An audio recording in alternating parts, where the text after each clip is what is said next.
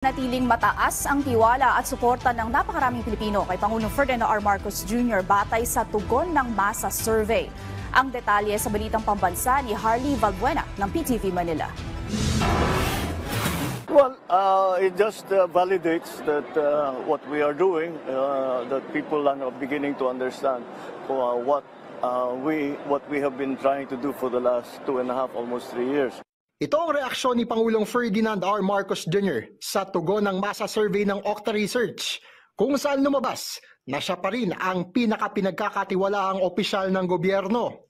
Sa nasabing survey, 6 sa bawat 10 Pilipino o 60% ang nagsabing matatag ang kanilang tiwala sa Pangulo.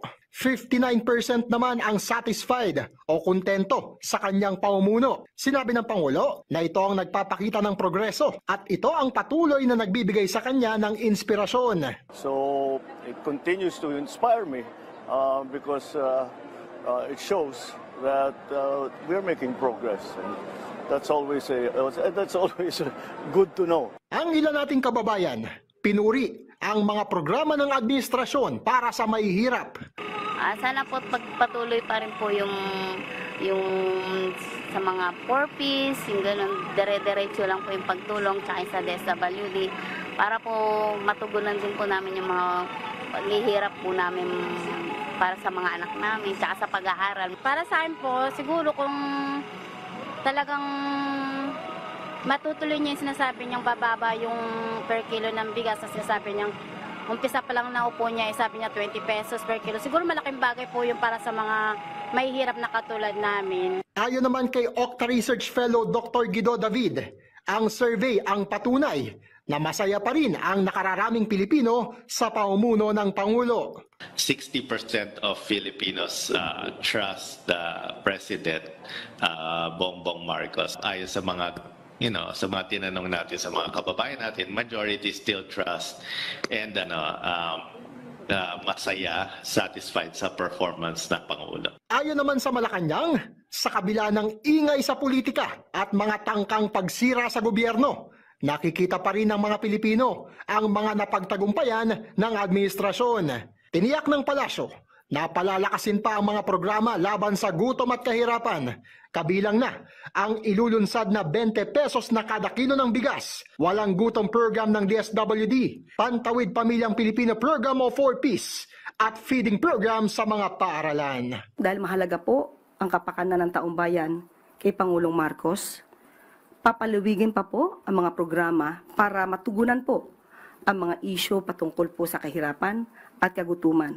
Yo, what's up mga tropa pips? Magandang araw po sa inyong lahat. At naku, good news po itong ating topic ngayon dahil po ang ating Pangulong Bongbong Marcos ay patuloy po na pinagkakatiwalaan at sinusuportahan po ng nakararaming mga Pilipino.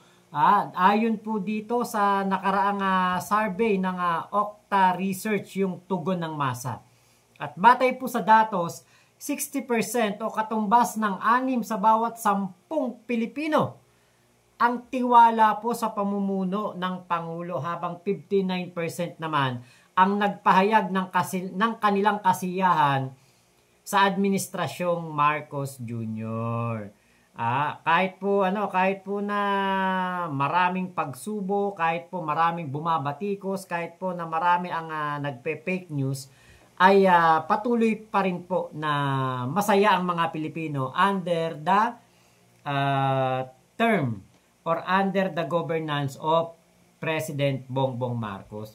Personally okay ako kay PBBM kahit na nung nakarang eleksyon ay hindi ako sumuporta sa kanya, pero after election sumusuporta ako sa ating Pangulong Bongbong Marcos dahil ang ating Pangulo, diba, siya ang ating driver kumbaga siya ang kapitan ng barko, driver ng bus, siya ang piloto ng eroplano natin. So kapag ang ating Pangulo ay hindi natin sinuportahan, posibleng kapag bumagsak ang eroplano or nabangga ang bus or lumubog ang barko, sino bang maapektuhan?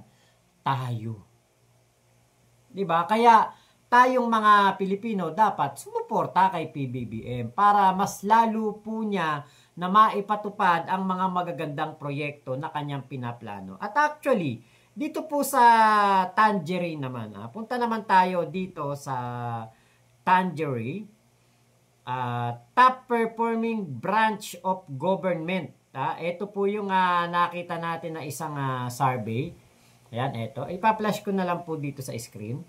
Nakalagay dito, ang number 1 ay ang House of Representatives with 55.50%, COMELEC with 51.45% at Office of the Vice President with 49.41%. Pangatlo, ang ating opisina ng ating Pangulong Bongbong Marcos. Pang-apat ang Supreme Court at Senate naman pang-lima. Pang-anim ang opisina ni Sara Duterte, pinakamababa, 43.50%. Tangerine po 'yan. So doon kasi sa sa mga survey sa mga kandidato, hindi ako naniniwala doon. Medyo alam niyo, minsan naniniwala ako 50-50, minsan naman 60-40. Pero madalas 70-30 Mas hindi ako naniniwala 70%. Kaya nung lumabas to, nakita ko ito naman ay yung sa trabaho, 'di ba? O pagpapakita ng kanilang performance, 'di ba? Numero 1 ang House of Representatives kasi naiba po talaga. 'Yun ang pinaka-totoo niyan. Naiba ang pagtingin ng mga Pilipino sa House Speaker, sa mga congressman kasi dati ang House Speaker akala ko taga-ganun lang Nung lapel, taga-pukpuk lang, akala ko ganun lang talaga trabaho ng House Speaker. Hanggang sa panahon ni Digong. Nung panahon na ni PBBM at si Speaker Martin Romualdez ang House Speaker, ito ko nakita na pwede pala itong lumabas ng Kongreso, pwede pala itong tumulong, pwede pala itong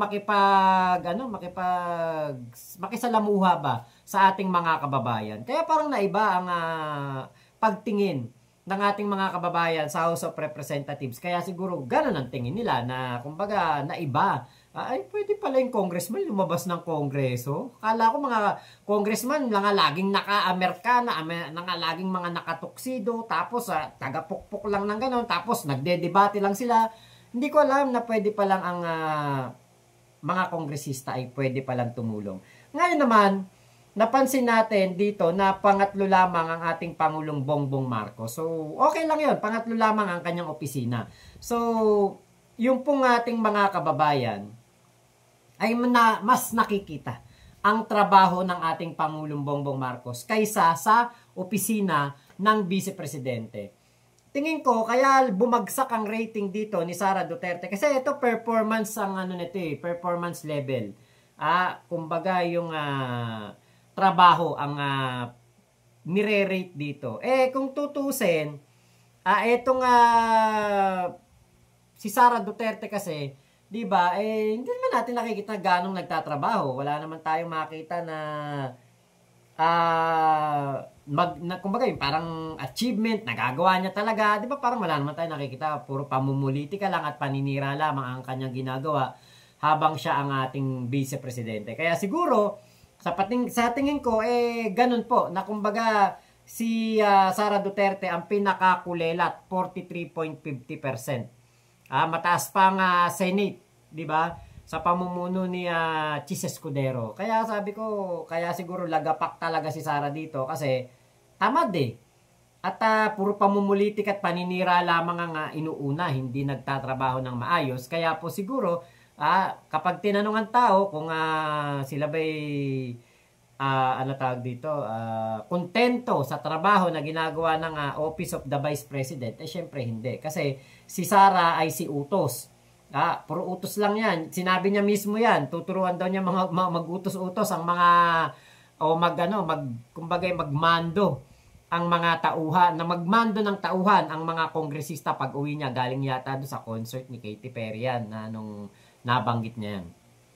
So, dito po sa pinapakita na ito ng ating Pangulong Bongbong Marcos, talagang siya, magaling po talaga ito sa governance. Kasi, kumbaga, simula sa batang Marcos, simula sa kanyang murang kaisipan, namulat na siya, nakita niya na ginagawa ng tatay niya 'Di ba? Tapos naging governor pa to, naging senador, 'di ba? marami ng experience, kaya kumbaga yung kanyang pamumuno ngayon at yung ginagawa niya, effective. Katulad nitong sa nakaraang pagpapatupad ng 20 pesos per kilo na bigas na kanyang pangarap na maibigay sa ating mga kababayan, di ba? Yun ay isang pagpapatunay lamang talaga ng ating Pangulong Bongbong Marcos, di ba po, ay merong puso para sa mga Pilipino at isinasantabi po ang pamumulitika, hindi inuuna ang pakikipagbangayan at ang importante ay ang kapakanan ng bayan. So yan po ang ating Pangulong Bongbong Marcos. So yun lamang po, maraming salamat sa pagsama nyo dito sa aking vlog nito. Ito po ang aking isa pang presentation video para sa inyo. Sana po mag-enjoy kayo. Salamat! Sa kabila ng ilang hamon sa larangan ng politika, muling pinatunayan ng sambayanang Pilipino ang kanilang matatag na tiwala at pagsuporta kay Pangulong Ferdinand Bongbong Marcos Jr. batay sa pinakahuling resulta ng tugon ng masa TNM survey ng Octa Research ngayong April 2025. Isinagawa mula April 2 hanggang 5, 2025, ipinakita ng survey na 6 sa bawat tao. Pilipino, 60% ang nagpahayag ng matatag na tiwala sa Pangulo, habang 59% naman ang nagpahayag ng kasiyahan sa kanyang pamumuno, isang patunay ng patuloy na malawakang suporta ng taumbayan sa kabila ng mga pagsubok sa ilang piling rehiyon. Bagaman may bahagyang pagbaba ng 5 puntos sa trust rating ng Pangulo mula sa nakaraang quarter, malinaw na ipinakikita ng masusing pagsusuri ng datos na ang pagbaba ay lokalisado sa Mindanao, isang rehiyon kung saan nananatili ang malalim na impluwensya ng mga Duterte. Sa kabuuan, nananatiling napakataas ang tiwala kay Pangulong Marcos sa karamihan ng mga rehiyon, kabilang ang makasaysayang 92% sa Ilocos Region, 87% sa Cordillera Administrative Region, at 83% sa Cagayan Valley. Partikular na kapansin-pansin na walang naitalang kawalan ng tiwala sa Pangulo sa buong Cordillera Administrative Region, isang matibay na patunay ng walang kapantay na suporta mula sa mga mamamayan. Ang bahagyang pagbaba sa Mindanao ay madaling maipapaliwanag sa konteksto ng tradisyonal na politika at realignment sa rehiyon. Sa kabila nito, nananatiling matatag ang majority trust at approval ratings ng Pangulo sa Luzon, Visayas at iba pang bahagi ng Mindanao, kung saan mababa rin ang antas ng hindi pagkakasya. Ang makabuluhang dissatisfaction ay naitala lamang sa Davao, higit pang pinatutunayan na lokal at hindi pambansa ang naturang pagbaba. Patuloy ding kinikilala ang Pangulo bilang pinagkakatiwalaang leader pambansa na may mas mataas na trust at performance ratings kumpara sa iba pang matataas na opisyal ng pamahalaan, kabilang ang Senate President at House Speaker. Mahalagang bigyang diin na ang pinakamalakas na suporta sa Pangulo ay nagmumula sa pinakamalawak na sektor ng lipunan, ang Class E, kung saan nakapagtala pa siya ng pagtaas sa trust at satisfaction ratings. Ipinapakita nito ang lalim ng kanyang koneksyon sa karaniwang mamamayan na siyang tunay na haligi ng Republika. Ang katatagan na ito sa gitna ng politikal na agos ay patunay ng mahinahong pamumuno ni Pangulong Marcos, ng kanyang mahusay na pagpapatakbo sa ekonomiya at ng matagumpay na pagpapatupad ng mga proyektong nakatuon sa pambansang kaunlaran, kabilang ang patuloy na paglago ng ekonomiya, pagtaas ng prestihyo ng bansa sa pandaigdigang entablado, at mas malaking pamumuhunan sa infrastruktura, agrikultura at teknolohiya. Ang bahagyang pagbaba ng ratings ay hindi krisis o pagsalungat, kundi isang normal at inaasahang paggalaw sa loob ng masalimuot na kalakaran ng politika sa Pilipinas. Sa kabuuan, pinagtitibay ng resulta ng Octa Research na si Pangulong Ferdinand Marcos Jr. ang nananatiling pangunahing leader na pinagkakatiwalaan ng nakararaming Pilipino, isang pambihirang tagumpay na higit pang nagpapatibay sa kanyang mandatong itaguyod ang mas maliwanag at mas maunlad na kinabukasan para sa sambayanang Pilipino